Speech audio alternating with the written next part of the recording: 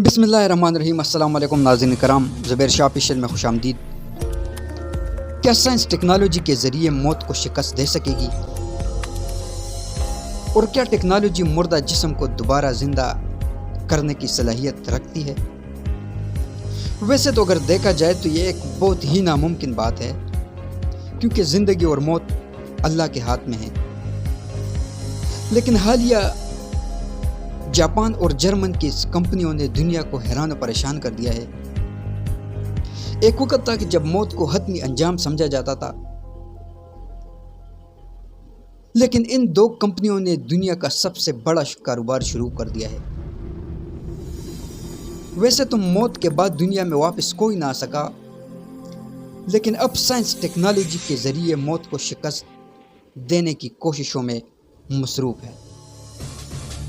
बहैसियत मुसलमान हमारा कामिल ईमान है कि मौत के बाद हमें दोबारा ज़िंदगी मिलेगी, मगर उस पर सिर्फ अल्लाह कादिर है। लेकिन साइंस सदियों से टेक्नोलॉजी के ज़रिए मौत को शिकस्त देने की कोशिशों में मसरूफ़ है। इन्हीं कोशिशों में जापानी कंपनी ने टायोटिक्स का कारोबार शुरू कर रखा है।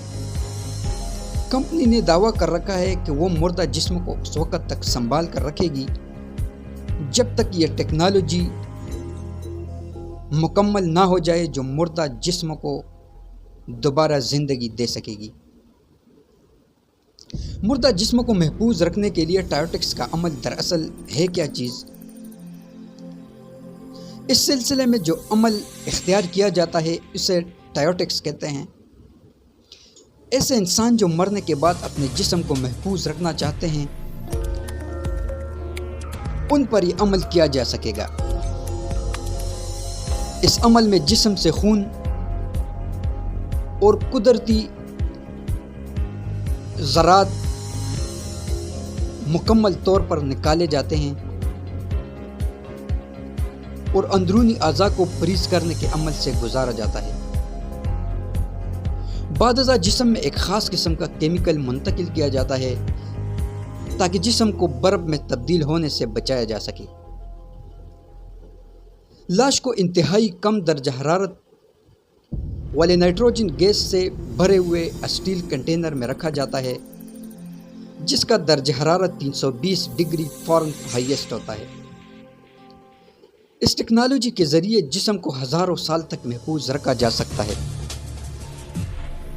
साइंसदानों का कहना है कि अगर मुस्तक़बिल में दिमाग की यादाश्त, न्यूरॉन और बायोलॉजिकल सेल्स को दोबारा मुतहर्रिक करने वाली कोई टेक्नोलॉजी आ जाए तो ये फ्रीज शुदा इंसान दोबारा ज़िंदा हो सकते हैं। अगर कोई शख्स ये चाहता है कि उसके जिस्म को महफूज रखा जाए तो उसके ख़ानदान को 2 लाख अमरीकी डॉलर अदा करने होंगे। इसके अलावा लाश की देखभाल पर सालाना अखराजात इसके अलावा अदा करने होंगे। वाज़ेह है कि ये सब कुछ महज एक साइंसी ख्याल और तसव्वुर है। क्या इंसान टेक्नोलॉजी के ज़रिए मौत को शिकस्त दे सकेगा? ये फैसला आप पर छोड़ देते हैं। तो दोस्तों, ये थी एक हैरानकुन रिपोर्ट और 2 कंपनियों ने जो दावा कर रखा है। मगर एक बात वाज़ेह है कि ज़िंदगी और मौत अल्लाह के हाथ में है। ज़िंदगी भी अल्लाह देता है और मौत भी अल्लाह ही देता है।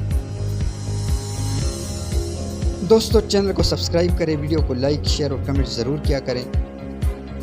अगली वीडियो तक के लिए इजाज़त दीजिए। अल्लाह हाफ़िज़।